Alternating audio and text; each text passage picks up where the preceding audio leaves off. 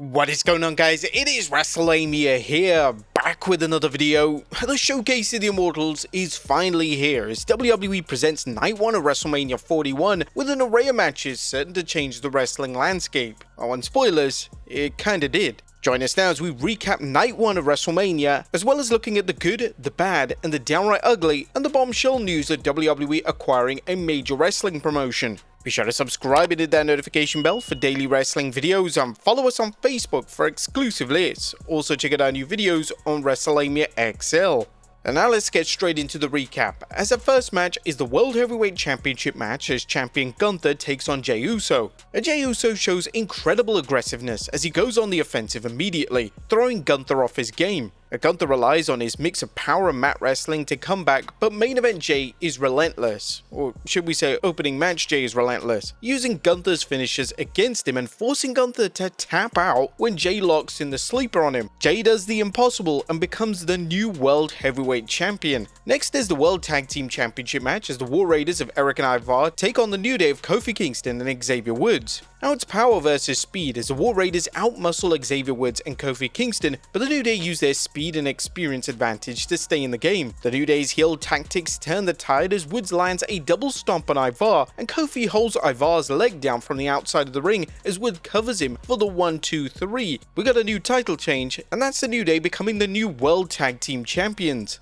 Next up is Jade Cargill versus Naomi. Now this is Jade's singles debut at WrestleMania, and it's clear she's there for revenge on Naomi for sidelining her for months. Naomi doesn't make it easy as she confidently outwrestles Jade, reminding fans why she's a former women's champion. But unfortunately for Naomi, Cargill will not be denied, and she hits her jaded finisher for the victory as Jade Cargill wins the match. Next up is the United States Championship match as champion LA Knight takes on Jacob Fatu. LA Knight does his best to slow down Fatu, but the Samoan werewolf proves too much, shaking off LA Knight's best offense. The Knight lands the BFT, and unfortunately Fatu is close enough to the ropes to break the pin, but Fatu takes over from there, landing his moonsault for the win and the title as Jacob Fatu is the new US champion. Now prior to the bout, El Grande Americano talks trash with AAA talent Vikingo, with Vikingo clobbering El Grande Americano with a kick to the noggin. Now this match was changed before the show started as they mentioned that Rey Mysterio can't compete and in his place will be Rey Fenix, who's making his WrestleMania debut. Now unfortunately it's all in vain as El Grande loads up his mask with a foreign object. Phoenix injures his foot when he unknowingly strikes the loaded mask, and it's all over from there, with El Grande Americano headbutting Phoenix to stun him and following up with a flying headbutt to get the Duke. El Grande Americano wins his debut WrestleMania match. Next up is the WWE Women's Championship as champion Tiffany Stratton takes on Charlotte Flair. It's a must-win situation for Tiffany Stratton as she faces her greatest challenger yet and gets the chance to show that she's more than someone who just lucked out with a Money in the Bank cash-in.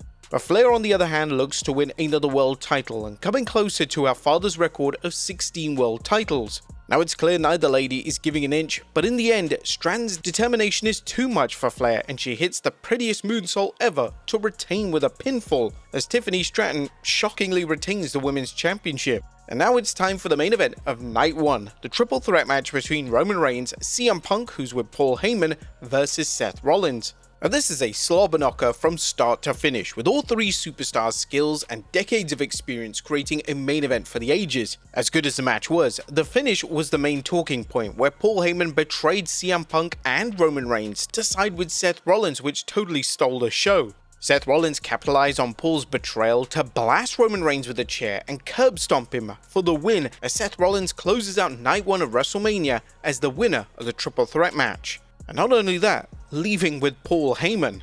But that was a quick recap of the show. What about the good, the bad, and the downright ugly? As always, we start off with the good as number 1, a spectacular set. WWE is known for looking to make its WrestleMania sets bigger, better, and badder than previous years, but the reality is that it doesn't always succeed, as last year's WrestleMania set was a little bit of a disappointment. That wasn't the case tonight, as WWE outdid itself, building a spectacular set that played off WrestleMania taking place in Las Vegas. The set's use of elements from Sin City ranging from gambling to its larger-than-life hotels is a prototype WWE should consider for the future, as you know what WWE loves to do, slap as many sponsors on that shit as possible. Nevertheless, it still looked fantastic, and the fact that they had the crowd integrated into it was even better. Just imagine those seats on the stage. That would have been amazing to watch the show from.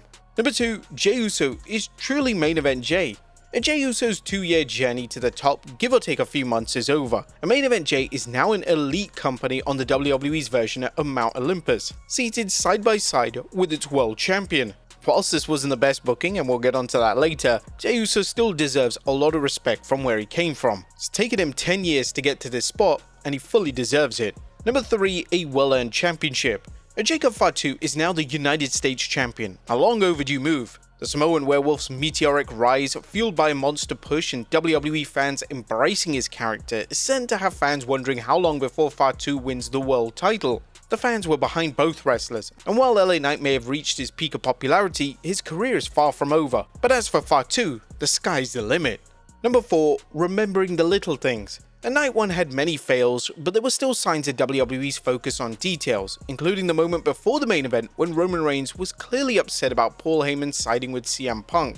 If only he knew. As Roman Reigns made his entrance, he turned to his side, knowing that his wise man was just not there. Things like this are what make fans enjoy WWE even more, even when other elements fail. Number 5, Naomi shines. Now, is Jade Cargill ready for a singles push? Well, tonight's match against Naomi suggests Jade's in good shape if WWE can pair her against similarly skilled opponents. Regardless, major props to Naomi for reminding fans what she brings to the table and that she's just as capable of a main event run as anyone in the women's division. Number 6, awesome entrances. Now, there were a number of special entrances for WrestleMania this year, including Tiffany Stratton with a Barbie-themed entrance, El Grande Americano even bringing out the mariachi band, a very poignant and awesome entrance by CM Punk which incorporated his original theme This Fire Burns and a live performance from Living Colour's Cult of Personality. But Seth Rollins' entrance was beautifully done, and it was a great homage to Shawn Michaels' 2009 entrance at WrestleMania, with the awesome addition of a flamethrower. Number 7, Tiffany Stratton retains. Now, we were definitely shocked when Tiffany Stratton actually retained the Women's Championship from Charlotte Flair. This being Charlotte Flair on WrestleMania stage, it would have been a dead set that she would be leaving WrestleMania with the title in hand and getting one step closer to the record. However, that didn't happen, and props to Triple H for not making the obvious booking of Charlotte Flair always going over. Also, props to Tiffany Stratton, who looked like she chipped a tooth during the match. Whilst the match was very sloppy in spots, you gotta give it to Tiffany Stratton for giving it her all in this match. And the main event delivered. And Night 1 was a night of stumbles, as WrestleMania just couldn't find its mark. But that was until the main event when CM Punk, Seth Rollins and Roman Reigns took a poorly booked storyline, rebuilt it from the ground up, beginning with a fantastic main event and ending with a heel turn few fans expected. CM Punk waited years to main event Mania, and his performance and his opponents made it worth the wait for fans. A main event can always atone for a subpar show, but this one likely did the trick, washing the bad taste out of the previous matches from the fans' mouth.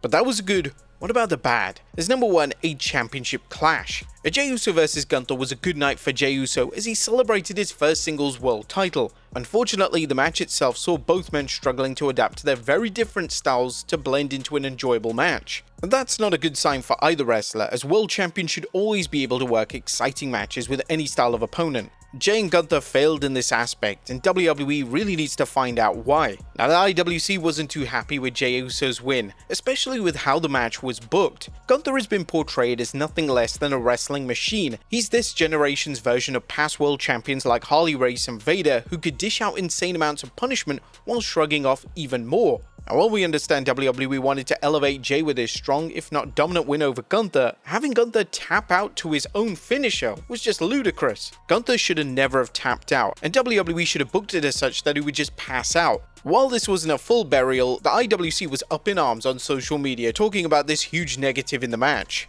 Ex-user Deontay DDJ wrote, "I love Jey Uso, I really do, but having Gunther tap out at WrestleMania was not the right decision." Many of them were also followed by various memes of just why. In fact, the only people Gunther has tapped out to is Ilya Dragunov and Jey Uso in his entire WWE career. This is an insane statistic. Some fans had really taken their anger issues out, with one saying, "They made Gunther tap out to Jey Uso? Triple H, count your effing days, you bold F." Maybe that's a little too much, right?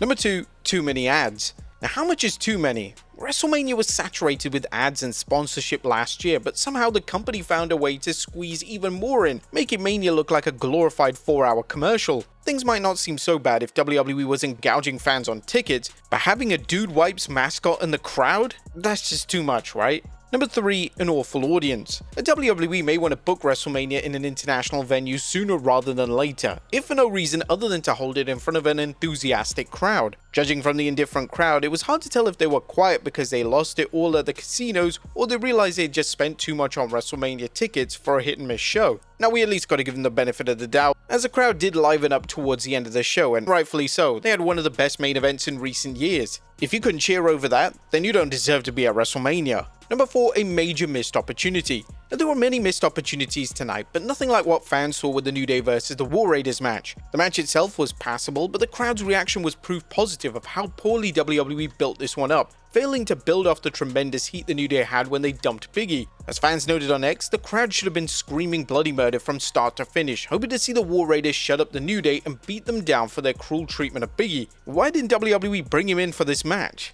Having Biggie show up in some capacity would have reignited the New Day's heel heat and given fans a chance to see the former WWE champion on the grandest stage in them all. It was just a huge miss. WWE should have had the TLC match on WrestleMania instead. Number 5, a poor use for Phoenix. WWE dropped the ball again tonight with a questionable booking, this time with its decision to have El Grande Americano go over Rey Fenix. Granted, WWE found itself in an awkward spot due to Rey Mysterio's unfortunate injury from SmackDown, and on paper, Phoenix is a great substitute. However, the decision to have El Grande Americano beat Phoenix was short-sighted. They should have either put a member of the Latino World Order into the match or ended the match with a countout or disqualification. Rey Fenix just started in WWE, and having him lose in his WrestleMania debut wasn't very smart. And some anticlimactic finishes. The WWE show of shows didn't live up to its nickname tonight, not only for a weak build for many of its matches, but for some of the boring finishes. Wrestling is scripted entertainment, we get it, which means wrestlers and individuals producing the match should take the fans on a roller coaster ride that has them screaming and wondering what's next. Tonight's finishes, apart from the main event, lack the drama and the big show feel associated with the showcase of the Immortals. And the only upside to this is that hopefully WrestleMania's first night fails will help WWE reorganize for night 2. That was nothing downright ugly, and whilst most of the card was average at best, the main event likely saved the show in the fans' mind. It's not the first time a mega main event has made fans forget a sorry undercard, and tonight's show needed it desperately. But what did you guys think of night 1 of WrestleMania? But before we end up there, we also have breaking news as WWE acquired a major promotion.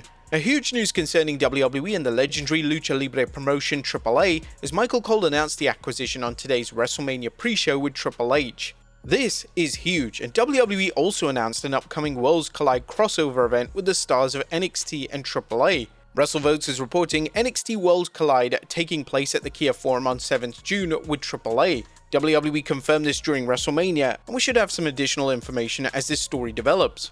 But there you have it, folks, our recap and review of WrestleMania Night 1. Be sure to look out for more videos, and you know what's coming next. And I'll see you next time with some more wrestling content.